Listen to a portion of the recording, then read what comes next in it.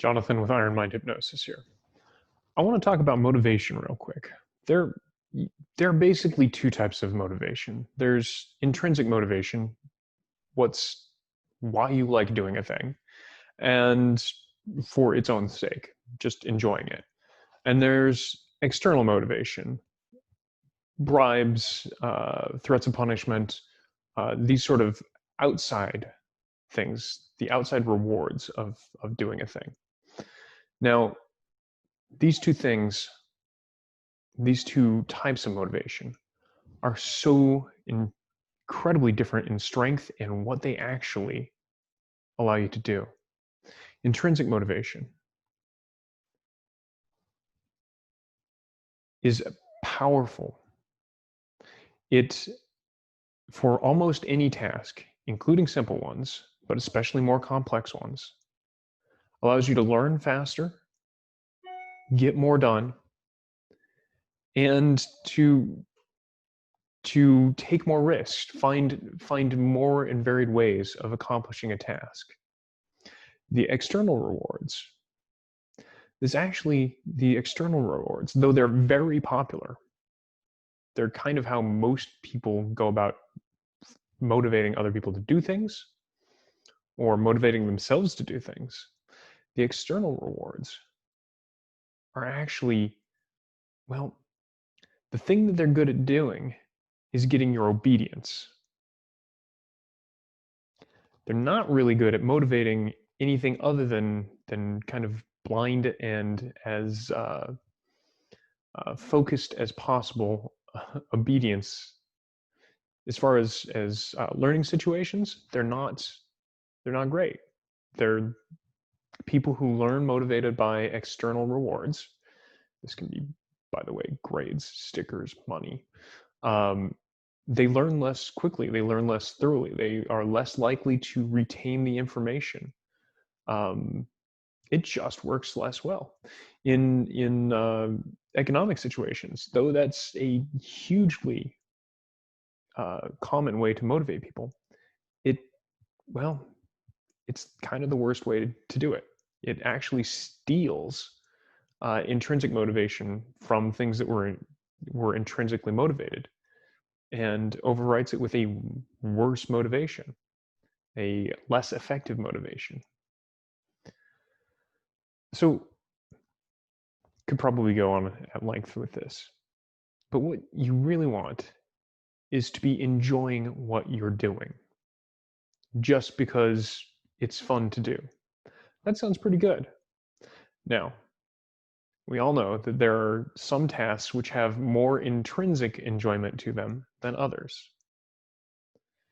Some tasks that you would be more eager to go do than others, and perhaps all of them need done. So where does that leave us? Well, tasks, even unpleasant tasks, tasks related to sewage and sanitation, tasks related to garbage work.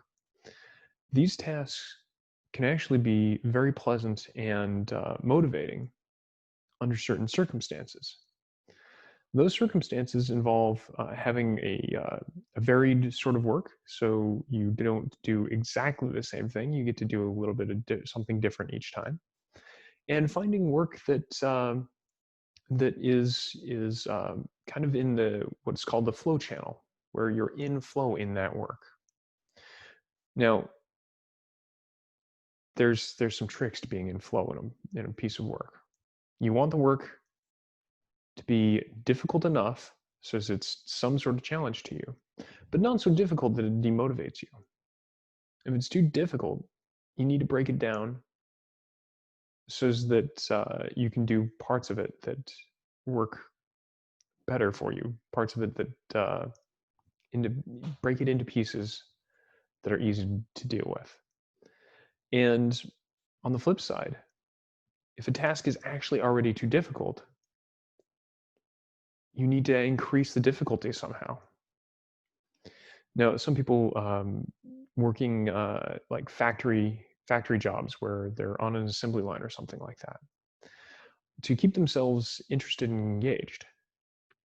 If the job has become too simple, in addition to doing whatever is prescribed of the job, a lot of times as a part leaves their station, they might turn it a certain way, or they might try to see how quickly they can do their task. Little things to up the difficulty, maybe just a little bit, to keep them in flow, engaged, and enjoying that experience. So, what I'd like to offer, if you're interested, is a little meditation to find the right balance in your tasks. Some tasks will already be too difficult and need to be broken down, or need the burden lifted in some way. And some tasks will just be a little too mind-numbingly boring and need the difficulty notched up a little bit. So if it's safe and appropriate, nothing dangerous, nothing unwise, but if it's safe and appropriate, take a deep breath. Close your eyes and exhale slowly.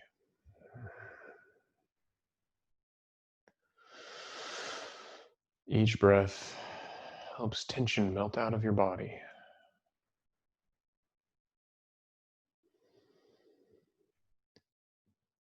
Breathing deeply and slowly in a way that's right for you.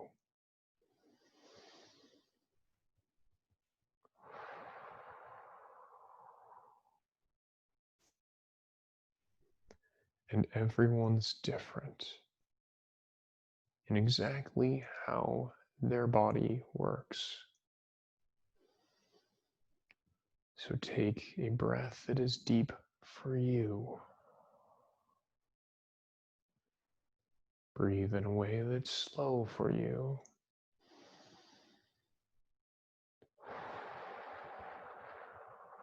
And every breath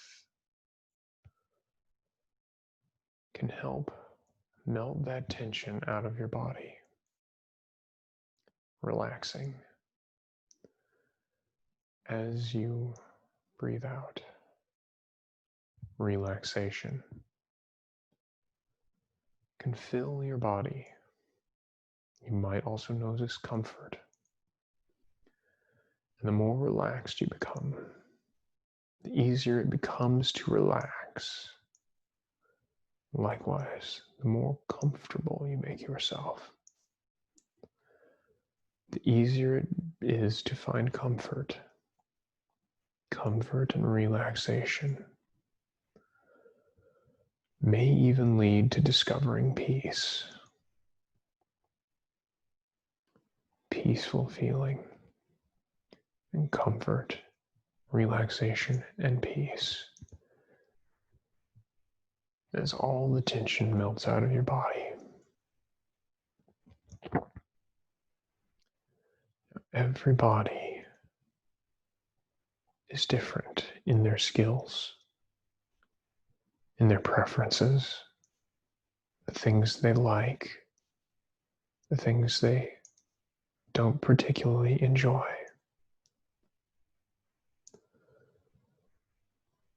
And one thing is typically pretty consistent. Those who are enjoying a thing have found a way to make it just right for them. Not too difficult, not too easy.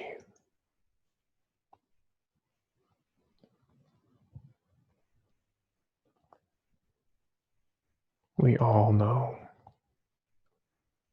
someone who has set themselves or been set a task and it has overwhelmed them. And rather than making urgent action on their goals, their plans, or their work, they find themselves procrastinating, delaying, doing anything else.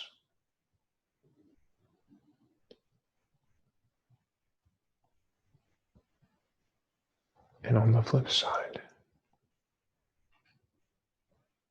most people, perhaps even you, have encountered tasks so simple that they were painful, unpleasant for simplicity, boring.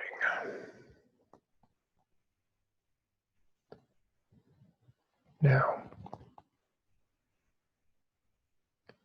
human mind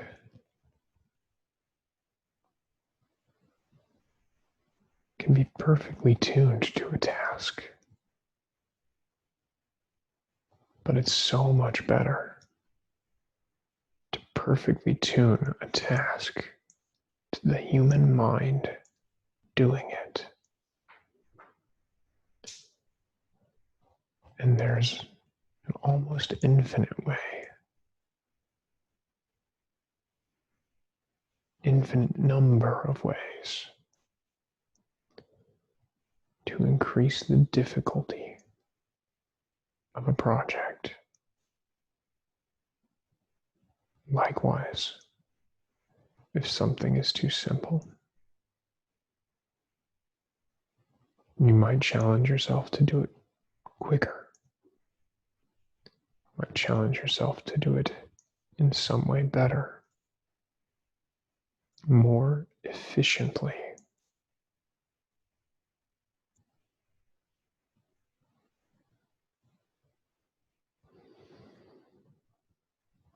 Or with a special flourish, all your own.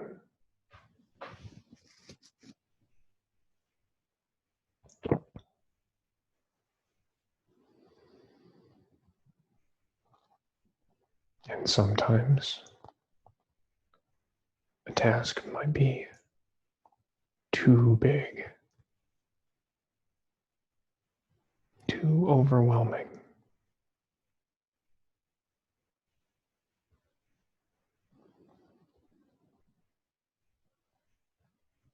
Too complex in some way. And those tasks are best broken down into manageable bites. Many people are familiar with the fable of Goldilocks and the Three Bears.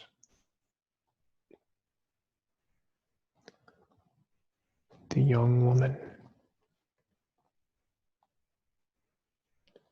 who comes into the bear's house and discovers that one thing is too much one side, one thing is too much the other, and one thing is just right. Whether that be the bear's beds, the bear's porridge, or anything else. And it's so important to get things just right.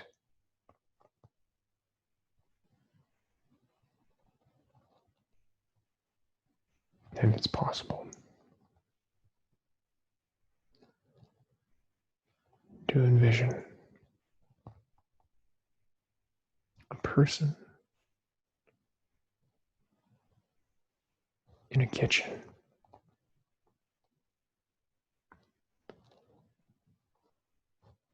overwhelmed by the messes and the dishes. So many of every sort of dish and utensil, the silverware, the types of messes on all these things. And it would be perfectly natural to want to delay, not to do it, not to do it just yet.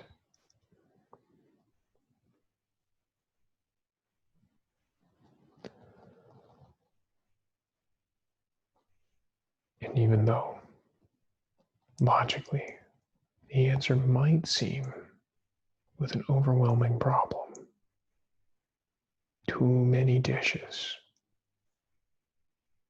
to just get started.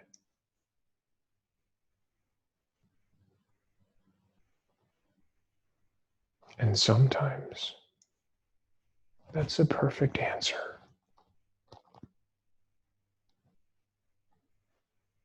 And for others, they like to sort the plates into one stack. The pots and pans started soaking over there. The forks and knives and spoons, each in their own space. And perhaps the glasses.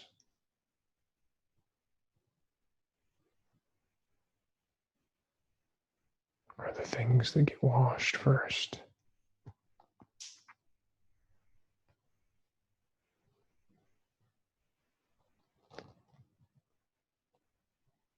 And the funny thing is, once it's all separated, the glasses are washed, and it's time to do the utensils, clean them, sanitize them, dry them. There are many ways to set up to make this happen, depending on space and equipment.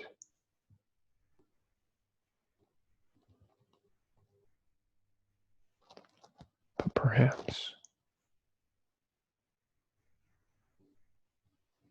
washing the forks is a little tedious, a little boring.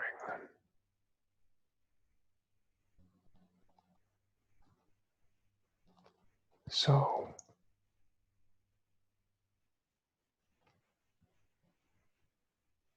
our diligent dishwasher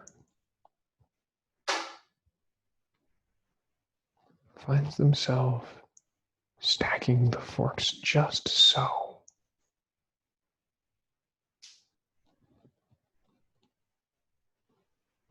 Technically, doesn't need done.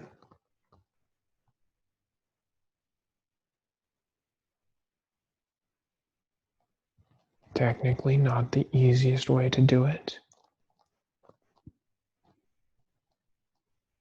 But something's a tiny bit more fun that way. And it only takes a tiny bit more fun to actually enjoy this part of that job.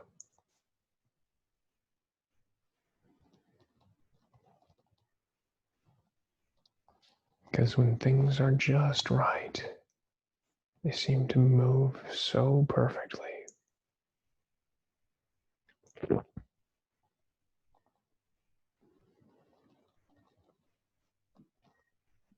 Over the course of one's life,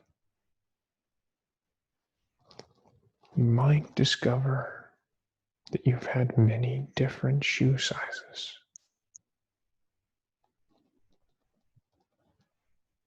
And sure, it would be fun for your younger self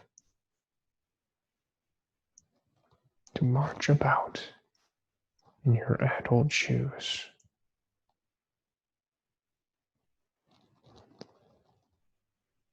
but they're not the right size to walk efficiently. And certainly,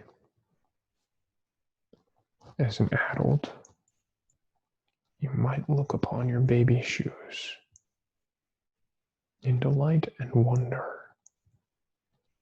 at how you were once so small.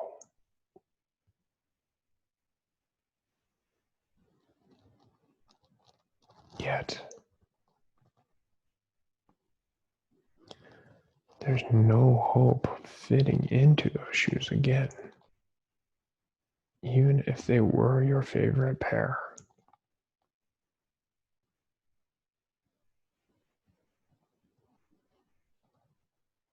But at each point through life, there's an attempt to find the right size of shoe. Nothing too constricting, nothing too loose, and hopefully in good repair.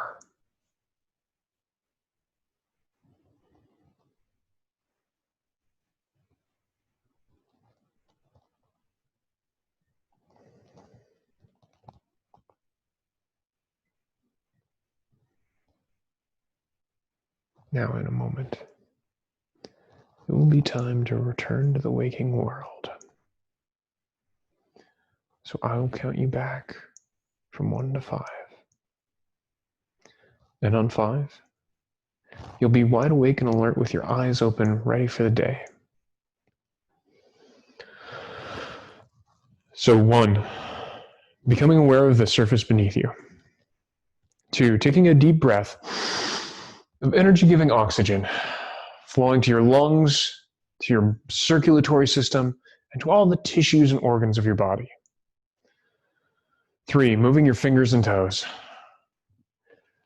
4, eyes clear like they've been washed with fresh spring water, mind clear and focused, sinuses clear, throat clear, voice clear, and lungs clear. And 5, give me a big stretch. You've done a good thing for yourself. And I can't help but be curious how this will find its way into your day. Perhaps today, perhaps tomorrow, in big ways and small. Now, I hope you have a wonderful day, and take care. Thanks for joining me.